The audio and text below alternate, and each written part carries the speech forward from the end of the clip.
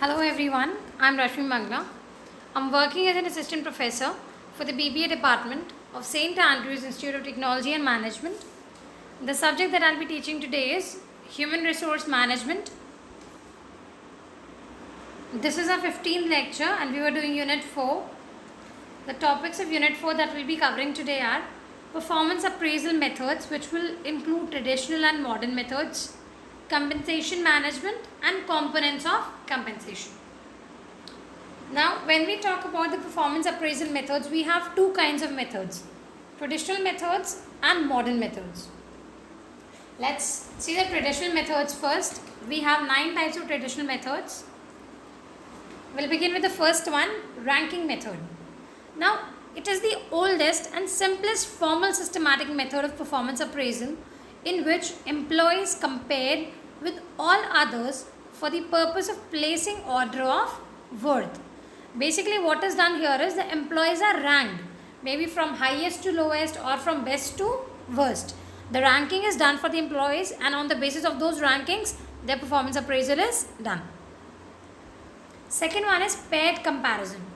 In this method, each employee is compared with other employees on one-on-one basis, usually based on one trait only. So mainly on the basis of one trait, on the basis of one skill of theirs, the comparison is made. The rater is provided with a bunch of slips wherein each coining pair of names, and the rater puts a tick mark against the employee whom he considers the better of the two, and the number of times this employee is compared. So, as many number of times this employee is compared as better with the others determines his or her final ranking. So, again and again the comparison is done with one or the other new employees, and as and when every time in the comparison of two employees, as and when you are constantly taken the better one, so your ranking gets upwards. Then forced distribution method. This method was evolved by Tiffin to eliminate the central tendency of rating. The central tendency of rating most of the employees at a higher end of the scale. See, usually the tendency was we rate the employees, and this method is useful for rating a large number of employees' job performance and promoability. It tends to eliminate or reduce bias. That means the biasness, the favoritism kind of things, all those things are eliminated. And it is also highly simple to understand, easy to apply in appraising the performance of employees in organizations. But it also has a drawback. It suffers from the drawback that improve similarly. No single grade would rise in a rating. If a single grade is being given again and again, so it would not give a rise in the rating. So that is a drawback that we get over here. Then the next method is checklist method. The basic purpose of utilizing checklist method is to ease the evaluation burden upon the rater. The basic purpose is that we have to ease the burden of the rater, the one who is rating the candidates. Now in this method, what we do is a series of statements, that is questions with their answers in yes or no, are prepared by the HR department. The checklist is then presented to the rater. The rater is given the checklist to tick the appropriate answer relevant to the appraisee, the one to whom he is going to appraise. जिस employee को appraise करना है उसके context में the rater puts a tick on the respective questions, and each question it carries a weightage in relationship to their importance. So that is how the checklist method works. Next one, critical incidence method. Now in this method, the rater focuses his or her attention on those key or critical behavior that make the difference between performing a job in a noteworthy manner. That means that behavior which the employee has shown in order to perform his job effectively or ineffectively. So whatever sort of behavior the employee shows, that the focus is made on that. Whose focus? The rater's focus. So here we focus on the incidents that happen in the organization while performing a job. Then graphic rating scale method. The graphic rating scale is one of the most popular and simplest techniques for appraising performance. It is also known as linear rating scale. Now, in this method, the printed appraisal form is used to appraise each employee. A printed form is there, and through that, each of the employees are appraised. And this form, it lists the traits or the qualities or reliability and a range of job performance characteristics also, like maybe from satisfactory or unsatisfactory to outstanding. The characteristics are laid down for each of the traits. And when we do the rating, it is done on the basis of the points which are there on the continuum. Maybe it can be a 5-point scale or a 4-point scale, that those scales can be changed. Then essay method. Now essay method is simplest among various appraisal methods available. Jitne bhi methods hai, it's the simplest one. In this method, the rater writes a narrative description of on an employee's strengths, weaknesses, past performance, potential, and suggestions for improvement. So a description is written about an employee and about all these details which I mentioned here. Its positive point is that it is simple in use and there is no complex format or any specific training required to complete this kind of method. It's a very simple method. The next one is field review method. Now, when there is a reason to suspect rater's biasness or his or her rating appears to be quite higher than others, these are neutralized with the help of a review process. In case, we doubt on the rater's rating, then maybe he's been biased or maybe his rating is too high. So then to neutralize that effect, a review process is carried out.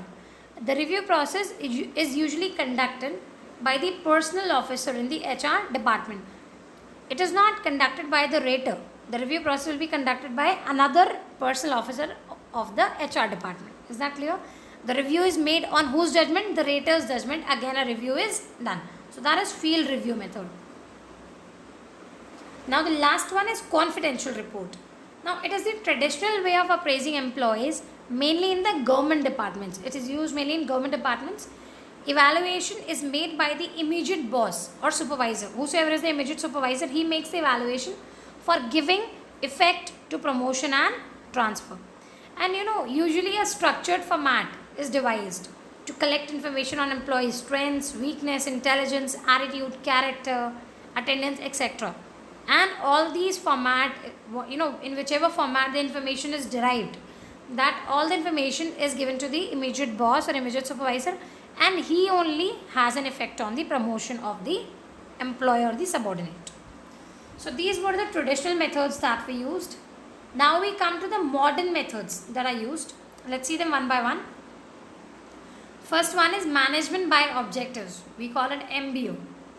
Now, the practice of management, the concept of MBO, it was conceived by Drucker, and it can be described as a process whereby the superior and subordinate managers of an organization, superior the higher ones, subordinate जो उनसे lower post पे हैं, so superior and subordinate managers of an organization jointly they come together, they identify its common goals, define each individual's major areas of responsibility in terms of results expected of him, and use these measures as guides for operating the unit and assessing the contribution of each its members.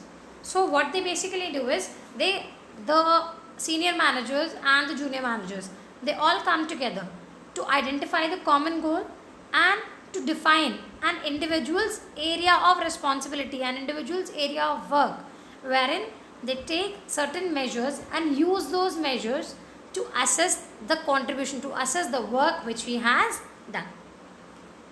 Then second one is behaviorally anchored rating scales, bars. Now in this one, bars are basically descriptions of various degrees of behavior with regard to a specific performance dimension. One specific dimension is there, and whatever kind of behavior that the employees show, on the basis of those behavior descriptions are formed. So that is what we see under bars, behaviorally anchored rating scales. So the rating scales are based on the behavior of the employees in respect to the specific performance given by them. now. And not only this it combines the benefits also of narratives, of quantified ratings, and anchored by a quantified scale with specific behavioral examples. For example, maybe there might be good performance or poor performance or average. So these kind of examples can be given. Next one is assessment centers. Now, in business field, assessment centers are mainly used for evaluating executive or supervisory potential. Now, by definition, if we talk about assessment center, an assessment center is a central location where managers come together to participate in well-designed simulated exercises, where managers are working together so that they can participate, they can work together in well-designed and simulated exercises, and they are assessed by the senior managers, supplemented by the psychologist and the HR specialist for 2 to 3 days. So the managers are even assessed under assessment centers. Then the next one is 360-degree appraisal. Now, 360-degree appraisal is a kind of employees, performance appraisal method. And in India, there are a lot of companies which use this method. For example, Reliance Industries, Wipro Corporation, Infosys. These companies have been using this method for appraising their employees. Now, this method is basically feedback-based method. And it is generally used for ascertaining training and development requirements rather than for pay increases. We mainly use this method to ascertain the requirements of training and development.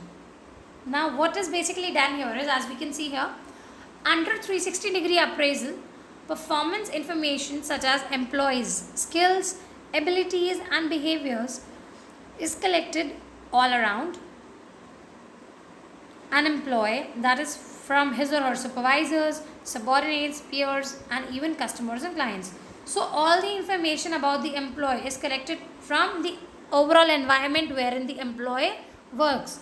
It can be either a supervisor, either his subordinates, it can be his peers, that is the co-employees, or maybe even from the customers and clients he is dealing with.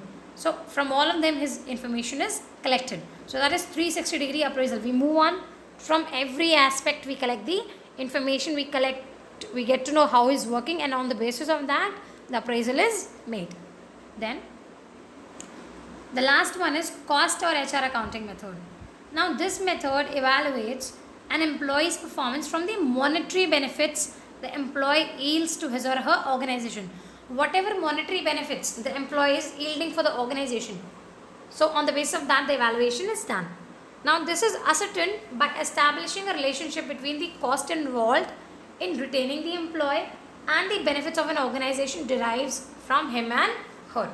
So we have to establish a relationship between the cost involved and the benefit derived. So these are all the methods of performance appraisal wherein we studied the traditional and modern methods.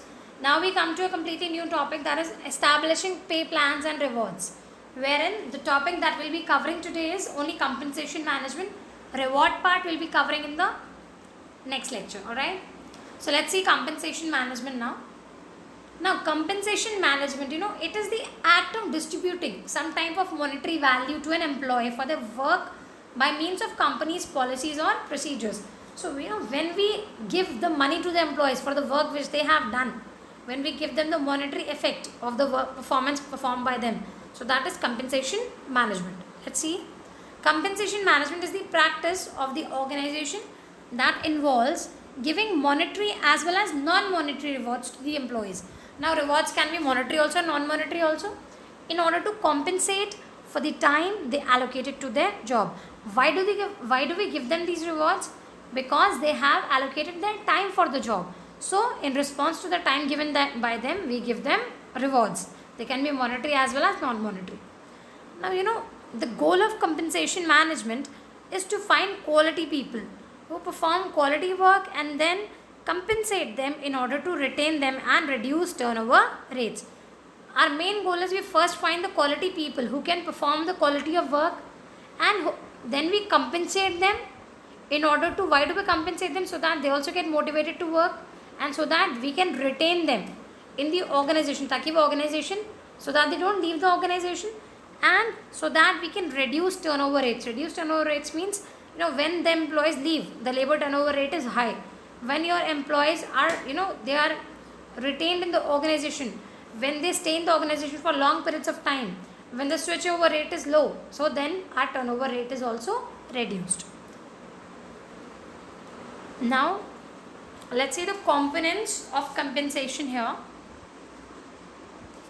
Now the components of compensation include basic pay, allowances, incentives and fringe benefits or perquisites.